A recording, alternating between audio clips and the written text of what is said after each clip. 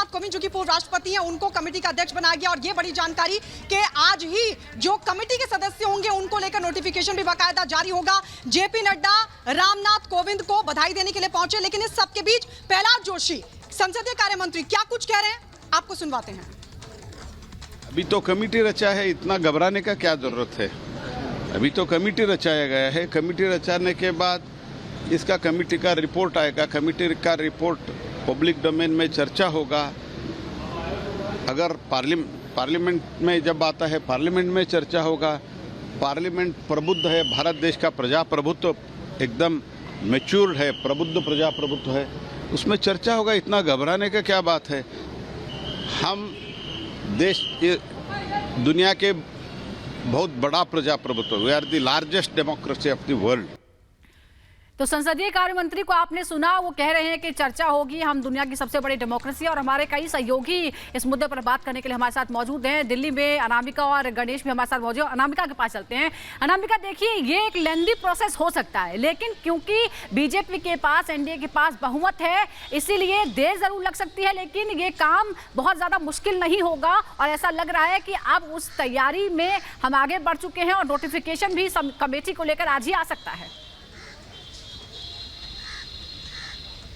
और देखिए, मैं कुछ देर पहले उत्तर प्रदेश के मुख्यमंत्री योगी आदित्यनाथ को सुन रही थी, जो खुल के स्वीकार कर रहे थे और उसको स्वागत कर रहे थे। लेकिन देखिए आप, कितनी बड़ी ये कोइंसिडेंस ही है कि जब इस परंपरा की शुरुआत हुई थी और जब ये परंपरा टूटी थी, तब यूपी इसके लिए जिम्मेदार था। आपको याद होगा 1968 में किस तरीके से चौधरी चरण सिंह ने बगावत की थी, इसके बाद से सरकार भंग हो गई थी वहां पे, फिर ये परंपरा टूट गई थी। लेकिन आज जैसे इस बात को लेकर सरकार आगे बढ़ रही है, वैसे यूपी सबसे बड़ा राज्य सबसे पहले आगे आके कहता है कि इसके लिए तैयार है, स्वागत योग्य कदम है। हालांकि कुछ हमारे साथ जुड़े हुए युवा बात करने के लिए इनसे बात करेंगे। हम शुरुआत में करूंगी आपसे, एक देश एक चुनाव को लेकर सरकार आगे बढ़ रही है, युवा क्या सोचते हैं इस मुद्दे को लेकर कि देश के लिए अच्छा है या खराब है, या तैयार इसके लिए नहीं तैयार? मैम, ये काफ़ी बेनिफिट होगा, क्योंकि इसमें जब अलग अलग चुनाव होते हैं इसमें काफ़ी ज़्यादा फंड खर्च होता है पार्टियों का। तो अगर एक चुनाव हुआ, एक ही बार में फंड मतलब कम खर्च होगा, जिसमें काला धन वगैरह जो भी है वो सब कुछ ठीक रहेगा, मतलब कोई ज़्यादा फंडिंग वगैरह नहीं हो पाएगी, का मिसयूज नहीं होगा। अच्छा, आपको क्या लगता है, एक देश एक चुनाव होता है तो जैसे लोकसभा के चुनाव, विधानसभा के चुनाव, तमाम चुनाव एक साथ होंगे, क्या पब्लिक रेडी इसके लिए? आप तैयार है इसके लिए? आपको लगता है सही कदम है? नहीं मैम, मेरे हिसाब से तो नहीं है। क्यों?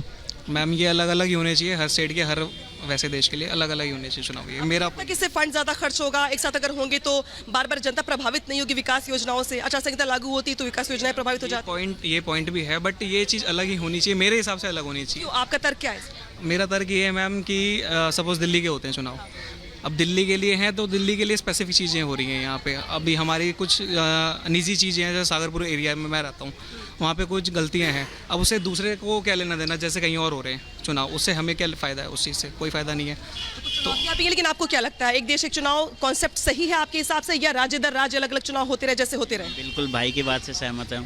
अलग अलग होना चाहिए। हाँ, अलग अलग होना चाहिए। देखिए, यहाँ पर दिल्ली की जनता है, अलग अलग राय रखती है और कहती है कि जिस तरीके से जो चुनाव होते रहे हैं वो इनको यहाँ पे सही लग रहा है। देखिए, ये भी अपने आप में बहुत महत्वपूर्ण हो जाता है कि राज्य दर राज्य अपनी चुनौतियां हैं, अपनी तमाम। ठीक है अनामिका, आप बनी रहिए हमारे साथ, बाकी सब साथियों के पास भी हम चलेंगे, लेकिन इसी बीच अपने दर्शकों को बता दें, वन नेशन वन इलेक्शन का कुछ नेताओं ने जमकर स्वागत किया तो कुछ ने विरोध भी किया, लेकिन नेताओं ने क्या कुछ कहा है ये हम आपको सुनवाते हैं।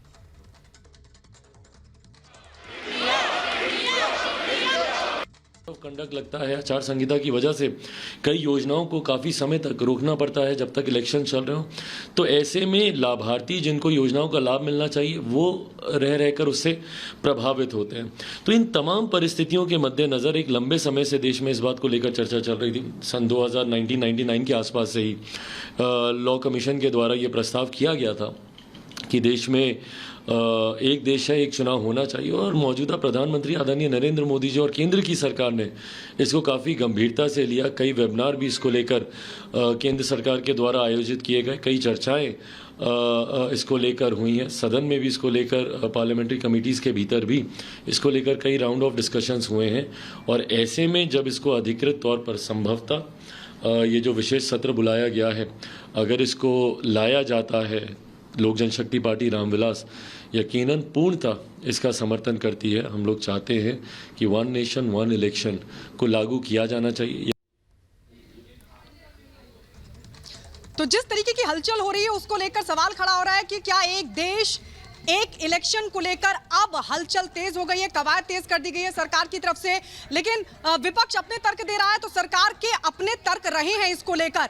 लोग क्या सोचते हैं, जनता क्या सोचते हैं, हम सीधे वहीं पर ग्राउंड पर रुक कर लेते हैं। गणेश वहां पर लगातार बने हुए हैं। गणेश, जरा पूछिए लोगों से, लोग क्या कह रहे हैं इसको लेकर।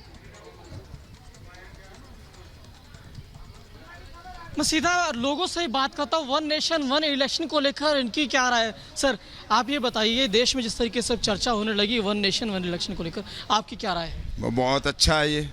अच्छा कैसे अच्छा? देखिए, जो इन्वेस्ट होता फालतू, एमएलए का अलग है, एमपी का अलग है, और प्रधान का अलग, सरपंच का अलग, जब एक बार इलेक्शन होगा तो सारे खर्चे जो है ख़त्म हो जाएंगे, एक हो रहेगा खर्चा, तो वो देश के लिए बहुत अच्छा।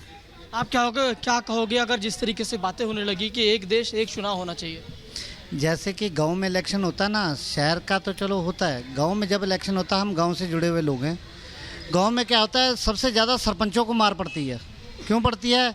कभी सरपंची के इलेक्शन आ गए, कभी चेयरमैन के इलेक्शन आ गए, कभी एमपी के इलेक्शन आ गए, कभी एमएलए के आ गए। उसमें क्या रहता है, खर्चा होता है ज़्यादा। तो एक साथ इलेक्शन के लिए सहमत है? बिल्कुल जी, एक साथ इलेक्शन होगा, उसमें अधिकारियों की भी ड्यूटी कम रहेगी, विकास भी होगा देश का। क्योंकि आज इलेक्शन पंजाब में हो रहे हैं, कल हरियाणा में हो रहे हैं, परसों दिल्ली में हो रहे हैं, ऐसे ये चलता रहता है। सारा साल जो मंत्री हैं बिजी रहते हैं, क्यों? उनको बेचारे के वो काम करेंगे कि पहले इलेक्शन पे जाएं, इसलिए विकास रुका रहता है। इससे विकास की रफ्तार ज़्यादा बढ़ेगी। आप तो कई लोगों के साथ रहते हैं, लोग मिलते भी हैं। बिल्कुल गणेश, यहाँ पर जो लोगों की प्रतिक्रियाएं हैं वो भी सुनने को मिल रही है। साफ तौर पर ये कह रहे हैं कि लगातार हम बस चुनावों में ही व्यस्त हो जाते हैं, वन नेशन वन इलेक्शन आता है तो अच्छी बात है। और इस बीच महाराष्ट्र के डिप्टी सीएम देवेंद्र फडणवीस ने क्या कुछ कहा है, आपको ये सुनवाते हैं।